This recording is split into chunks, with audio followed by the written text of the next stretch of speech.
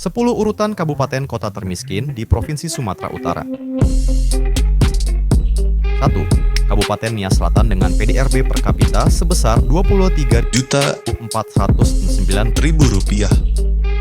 Kedua Kabupaten Nias Barat dengan PDRB per kapita sebesar Rp26.031.000. Ketiga, Kabupaten Nias Utara dengan PDRB per kapita sebesar Rp30.190.000.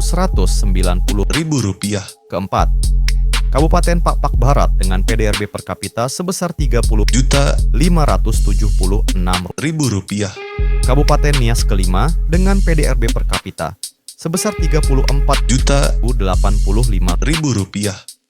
Kabupaten Tapanuli Utara dengan PDRB per kapita sebesar Rp34.494.000.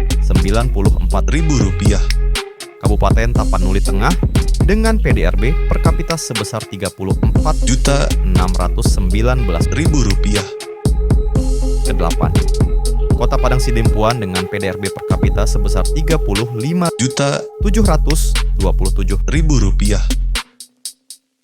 Kabupaten Dairi dengan PDRB per kapita sebesar Rp38.398.000.